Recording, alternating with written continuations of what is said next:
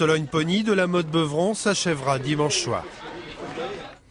L'heure d'été, c'est le rendez-vous que nous vous proposons chaque soir depuis la fin du mois de juin. Cette semaine, Yann Perrier nous emmène à la rencontre d'écrivains de polar. Ce soir, c'est Olivier Godefroy qui le reçoit pour son livre « Les cendres d'Arsinoé ». Nous sommes à l'hôtel Cabu à Orléans dans la salle gallo-romaine pour essayer de comprendre ce qui s'est passé 200 ans avant Jésus-Christ.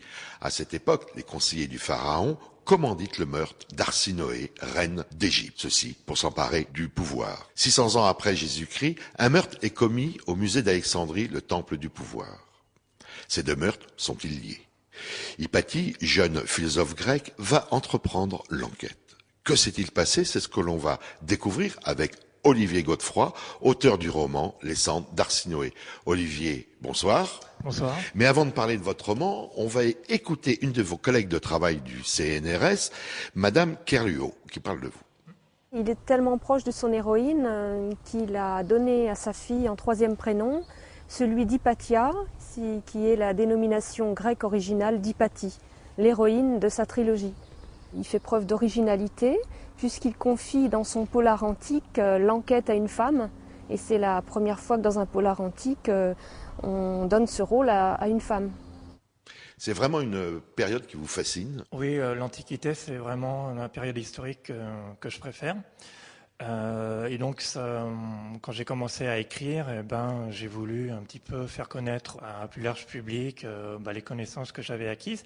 Et donc, c'est ce qui m'a décidé à écrire plusieurs romans qui se déroulent au IVe siècle de notre ère. Donc, Les cendres d'Arsinoé, c'est la fin d'une trilogie. Voilà, c'est ça. Donc, il y a eu deux premiers romans qui sont sortis en 2006 et 2007. Et là, le dernier, Les cendres d'Arsinoé, sont sortis en début d'année 2010. Et donc, ça raconte l'histoire de la reine Arsinoé III, dite Philopator. Et cette reine qui était assez importante, elle a notamment géré les affaires politiques du royaume, alors que son mari préférait faire la fête. Voilà, faire la fête, voir les prostituées ou les FM. Et donc elle a eu un rôle politique influent. Et quand son mari est mort, suite notamment à ses excès, il y a eu un conflit politique qui s'est créé entre la reine et puis les conseillers du roi qui, tentant de profiter de la minorité du prince héritier, ont essayé de prendre le pouvoir. Donc il y a eu un coup d'État et Arsinoé III en fait a été assassiné. Ensuite, et incinéré. Et voilà, incinéré, parce que donc selon le rite funéraire grec, on incinérait les morts. Ces cendres ont été déposées normalement dans une urne. Je dis normalement parce qu'en fait, plusieurs années plus tard, quand on a rouvert l'urne, on n'a pas découvert ses cendres, mais ses épices. Donc c'est ça qui m'a décidé à écrire un livre sur elle. Parce que votre livre, c'est quand même deux histoires parallèles, c'est-à-dire c'est 200 ans avant Jésus-Christ et 391 ans après Jésus-Christ. Voilà, c'est ça. Donc en fait, l'histoire de la première période va rebondir 600 ans après, quand un employé de la bibliothèque d'Alexandrie est retrouvé assassiné et que le préfet d'Alexandrie va demander à Hypatie d'Alexandrie... Ce qui était rare à l'époque, de demander à une jeune philosophe grecque, femme, de mener une enquête policière. Oui, c'est exact. Déjà, il n'y a pas beaucoup de savantes femmes. Donc déjà, Hypatie d'Alexandrie est un cas exceptionnel, parce que dans l'Antiquité, les femmes étaient considérées comme des mineurs à vie, mais elle a eu un destin assez particulier. Elle avait un père quand même qui était très connu aussi. Voilà, elle est fille de Théon d'Alexandrie, qui était un dirigeant éminent du musée.